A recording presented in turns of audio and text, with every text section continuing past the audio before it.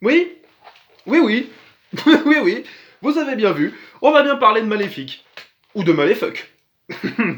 Ring the Sun, elle est pour toi. Bonjour à tous, bienvenue dans cette vidéo, ce nouveau retour de film sur Maléfique, le pouvoir du mal, ou Mistress of Evil en version originale. Alors, avant de commencer, comme pour Hit, on va commencer par le premier, avec le premier Maléfique qui est sorti en 2014, donc il y a 5 ans, donc ça prend du temps, hein, quand même, finalement, chez Disney, de faire un film. Alors pourquoi je suis allé voir ça, déjà, pour commencer? Pourquoi je suis allé voir ce film? J'avais vu les bandes annonces, et honnêtement, les bandes annonces me faisaient tellement rire, que je me suis dit, en vrai, pourquoi pas? Donc j'ai loué Maléfique, Maleficent en version originale, et donc du coup, alors le premier réalisé par Robert Stromberg, j'ai bien aimé, c'était un divertissement sympa, c'était très joli, il y avait de très bons effets spéciaux, une histoire cucu à la Disney, mais ça m'a pas dérangé. Moi qui suis... ouais, j'ai un vieux truc de merde là, bref, tant pis, on fait avec les moyens du bord. J'ai aimé, c'est un point de vue inversé en fait de La Belle au bois dormant, Sleeping Beauty, parce que là on va se concentrer sur l'antagoniste, sur la méchante. Et en fait le gros souci du film, et c'est bien Durandal qui l'avait dit, et effectivement c'est complètement vrai, c'est-à-dire que le film s'appelle Maléfique, Maleficent, on va... c'est genre centré sur la méchante, mais la méchante n'est pas vraiment méchante. C'est-à-dire qu'au début, on la voit, elle est gosse, elle est dans sa forêt, enfin dans son les landes, je crois que ça s'appelle, je sais plus comment ça s'appelle en version originale. Mais voilà, c'est en mode ah bonjour, salut les fées, salut les arbres, oh, j'ai mes ailes, machin, tout ça. Il y a quand même Charles Copley dans celui-là, donc c'était, enfin, il y avait quand même aussi un gros casting, hein, Angelina Jolie, Elle Fanning, enfin c'est voilà, il y a Elle Fanning. Ah. Moi, il y a Elle Fanning, déjà, je pense que je suis dans le film en fait, c'est comme ça. Bref, donc c'était très surprenant pour moi de dire que j'avais bien aimé le film en fait. C'était vraiment très surprenant, je l'ai regardé il y a pas très longtemps en plus, hein, honnêtement, et mon point de vue n'a pas changé après le visionnage du 2. J'ai adoré Maléfique.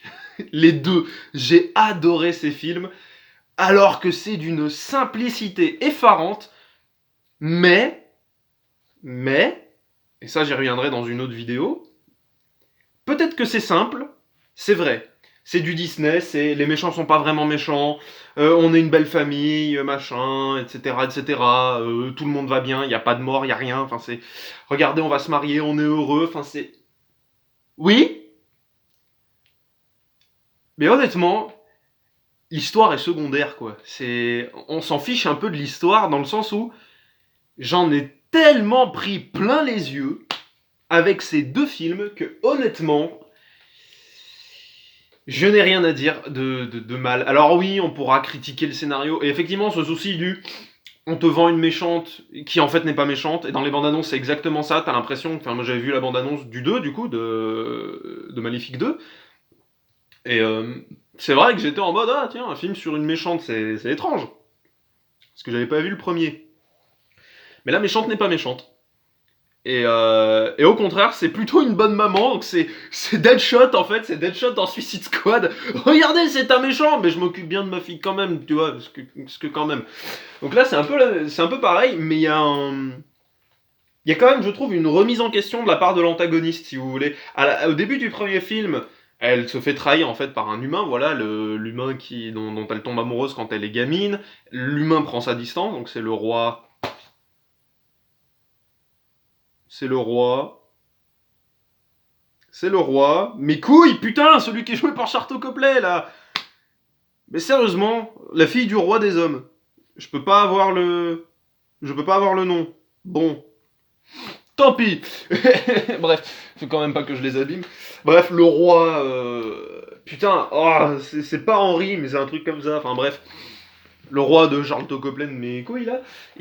Donc du coup voilà, c'est un peu la trahison. Quand il la revoit, quand ils sont plus grands, plus adultes, c'est pour lui couper les ailes, enfin des trucs comme ça. L'avidité des hommes, vous voyez, l'avarice, parce que c'est Disney quand même, hein, vous voyez, faut pas trop chercher trop loin non plus. Mais et donc voilà, il y a ce côté, ce roi a un enfant, elle vient pour lui jeter un sort, voilà, le jour de ses 16 ans, tu seras, machin, piqué par un fuseau, vous connaissez l'histoire. Et ensuite, comme évidemment chez Disney, les parents sont intelligents, on se dit, Tiens, alors, une sorcière, en gros, enfin, un être magique, une fée noire, elle s'appelle, je crois, comme ça s'appelle comme ça. Fée noire me jette un sort à ma fille. Vite, allez cacher ma fille dans la forêt, là où il y a Maléfique. C'est débile, c'est débile. Et après, pendant 16 ans, le père ne voit pas sa fille. C'est champion toute catégorie. Voilà, si vous voulez protéger vos enfants, surtout ne restez pas avec eux. Envoyez-les très très loin. C'est couillon, c'est couillon. Je vous ai dit, l'histoire, elle est pas bête, mais elle est simple comme un sou, quoi. C'est-à-dire, effectivement, on peut reprocher des trucs partout.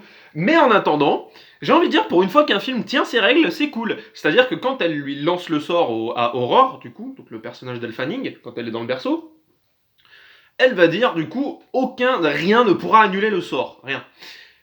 Plus la jeune fille grandit, et comme Maléfique en fait se surprend elle-même à l'aider, c'est un peu Piccolo avec Sangohan si vous êtes familier avec l'univers de Dragon Ball, c'est-à-dire le côté je vais t'entraîner juste parce qu'on a une grosse menace qui arrive, mais sinon on n'est pas potes, enfin voilà, rien. Et finalement il y a quand même un lien affectif qui se crée. Là c'est un peu pareil, quoi. C'est-à-dire c'est oh, cette gamine, mon dieu, c'est tout ce que je déteste, et finalement elle est quand même gentille cette gamine, et puis bah elle a rien demandé, et ah, puis en fait, elle est gentille, et puis bah en fait, je l'aime bien, c'est-à-dire qu'elle le prend pour son ange gardien, quoi. Elle dit ça un moment, Aurore, quand elle croise Maléfique, Aurora, quand elle croise Maléfique, elle lui fait ah, c'est vous, je vous reconnais, vous êtes je vois votre ombre partout qui m'accompagne à chaque fois, vous êtes mon ange gardien, quoi, vous êtes ma gardienne, et c'est super mignon, vous êtes ma bonne fée, donc c'est super mignon quand c'est pas du tout ce que tu recherches. Et il y a un moment donné, du coup, où Maléfique, prise de remords, va essayer de conjurer le sort elle-même. Elle dit non, j'annule le sort, j'annule le sort. Ça marche pas, pourquoi? Parce qu'elle a dit rien ne pourra l'annuler en fait, ce sort. Donc je trouve, quand j'ai vu ça, j'ai fait ah, pour une fois qu'un film se tient en fait quand même, même si c'est chez Disney en fait, bah, finalement ça tient debout, ça a établi une règle, ça s'y tient.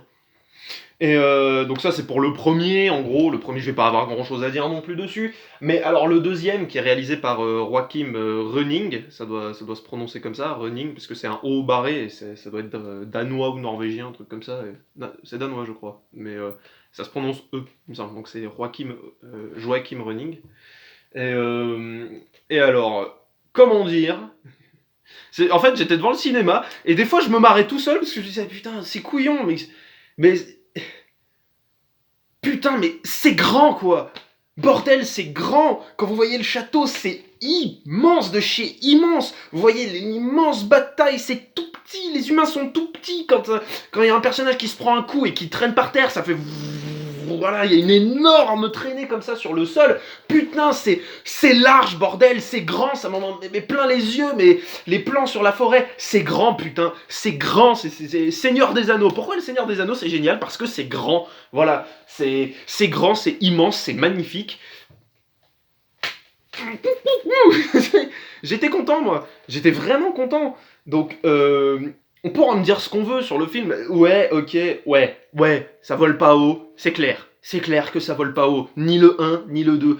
Mais c'est un conte de fées retransposé au cinéma. Alors il y a toujours ce souci au début du 2, malgré encore une fois un magnifique casting, parce qu'il y a Michelle Pfeiffer qui s'ajoute au casting, il y a Chiwetel Ejiofor, pardon, le mec de 12 Years a Slave qui vient là-dedans, énorme, Doctor Strange, enfin, magnifique. Il y a Ed Skrein, Francis, aka Francis dans Deadpool, et Zapan dans Alita Battle Angel, qui a un peu le même rôle toujours à chaque fois, c'est-à-dire le côté méchant, enfin le belliqueux, c'est-à-dire le belliqueux. Et là, il va jouer avec Chiwetel Ejiofor les Dark Fae, comme ça, les fées noires en fait, de la même espèce que Maléfique. Donc c'est intéressant, toujours pareil, voilà, on a un univers, on a des designs différents, il y en a qui sont plus clairs que d'autres, il y en a qui sont un peu plus bruns, enfin voilà, genre ceux qui viennent du désert, ceux qui viennent de tel machin, et là du coup c'est petit commentaire un peu écolo, un peu SJW, comme on dit, le Social Justice Warrior, mais je le vois pas comme ça, mais le côté un peu dénonciation, genre oui, à cause de l'homme et de ses agissements, ils nous ont exterminés, enfin voilà, en gros, on est plus nombreux et on peut vivre qu'à un seul endroit sur Terre, donc c'est sympa, c'est toujours sympa de... Faut voir encore une fois que ces films sont des blockbusters un peu pour enfants, quoi, c'est-à-dire c'est votre enfant entre 8 et 11 ans, on va dire, c'est des films qu'il va aller voir, quoi. entre 8 et 11 ans, c'est parfait, c'est juste parfait, il n'y a pas de grosses traces de violence non plus, les effets spéciaux sont splendides, ça par contre, franchement, encore une fois, Disney sont vraiment au top, parce qu'en même temps ils ont le budget pour, mais ils ont quand même ce qu'il faut pour faire de bons effets spéciaux, et ils le font. Et ça, franchement, on peut pas leur enlever. Et encore une fois, je vous dis, mais moi, ce que j'ai adoré dans ces films, et c'est pour ça que j'adore ces films, en fait, c'est que c'est grand, bordel de merde. C'est grand, c'est immense, de chez immense. Quand vous voyez ce qu'ils font sur Star Wars, je suis désolé, je vais être obligé de taper sur Star Wars. Pourquoi ? Parce que Star Wars, c'est pas grand. Quand vous regardez les derniers Star Wars, c'est pas grand, c'est pas large. Quand c'est large, c'est trop large parce que c'est vide et y a rien. Là, vous avez un motherfucking château de l'enfer de mes couilles, là, qui est énorme, qui est posé. Des jardins dans le château, mais qui s'étalent sur des dizaines et des dizaines de mètres. Enfin, c'est 8 stades de foot d'affilée. Enfin, c'est un truc de dingo, quoi. Donc quand vous avez une immense bataille entre les fées noires, les humains, le peuple de la forêt, comme on pourrait dire, enfin le peuple des Landes, quoi, c'est splendide parce qu'il y a des couleurs de partout, parce que c'est super bien rythmé, parce que c'est bien chorégraphié, parce que c'est bien foutu. Alors il y a une histoire d'amour un peu naze avec Aurore et Philippe. Bon ça c'est moi parce que je suis jaloux, parce que je dois être amoureux d'Elle Fanning. Mais enfin je veux dire c'est que ça fonctionne. Ça fonctionne. Franchement, le pire design, ça doit être celui des trois petites fées, là.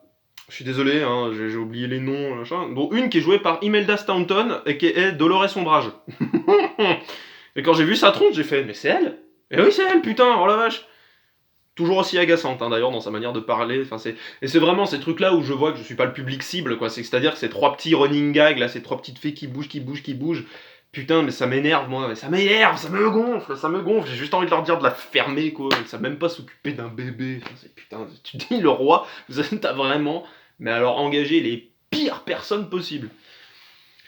J'ai pas grand-chose d'autre à dire, honnêtement. C'était un peu succinct pour présenter deux films, mais c'est...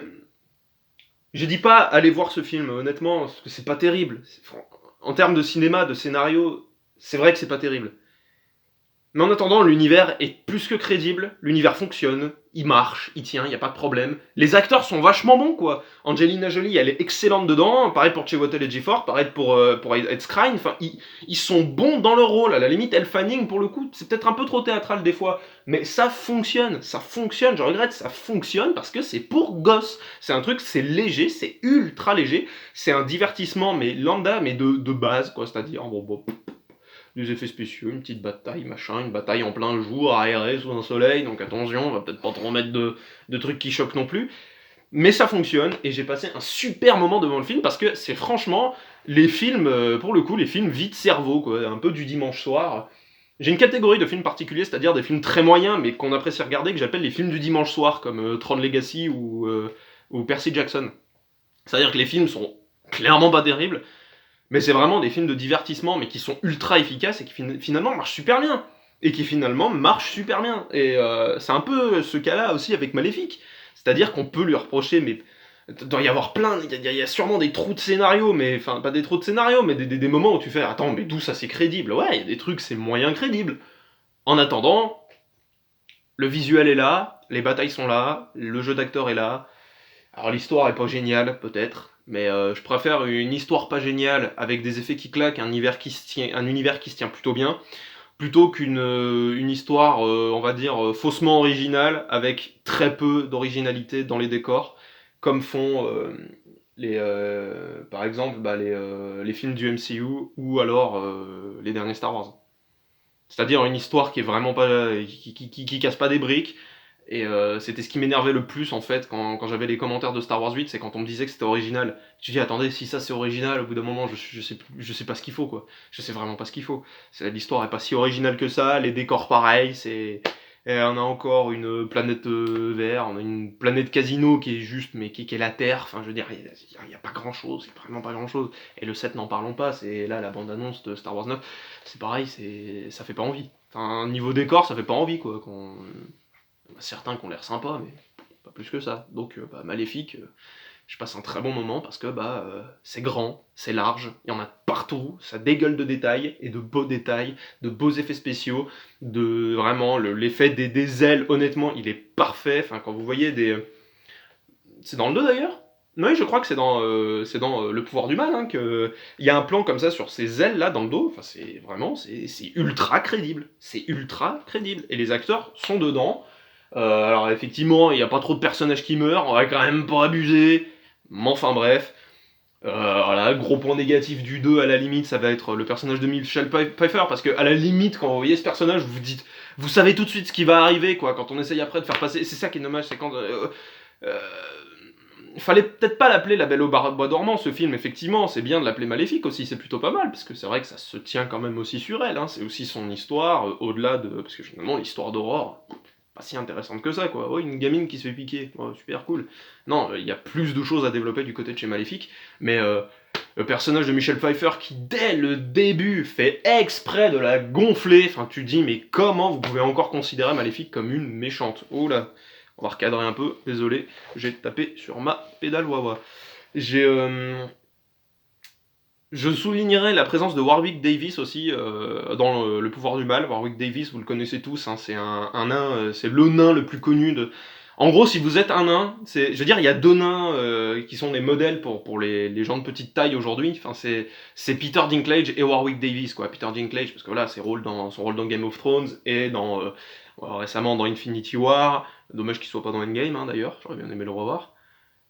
Dans X-Men Days of Future Past. Enfin, je veux dire, voilà, il a eu des rôles très marquants. Et Warwick Davis, il a fait des gobelins dans les Harry Potter, il a fait le professeur Flitwick, enfin des trucs comme ça. En gros, la plupart des rôles de nains, de petites personnes de petite taille que vous voyez au cinéma, c'est Warwick Davis. Et il est encore là dans ce film. Et quand j'ai vu son nom au générique, j'ai fait ah, génial. Les musiques de James Newton Howard dans le premier film sont très bonnes aussi, parce que c'est pas lui dans le deuxième, j'ai oublié son nom, mais moins marquante quand même. C'est pas ouf, mais c'est efficace. En fait, c'est vraiment le résumé. C'est pas ouf, c'est efficace. Pas simple et efficace, c'est pas ouf, mais ça marche. Et en ça, je suis quand même très content d'être allé le voir. Ça y est, ce sera tout pour aujourd'hui. J'ai dit plus ou moins tout ce que j'avais à dire. Et d'ici là, portez-vous bien. À bientôt pour la prochaine vidéo. Et ciao!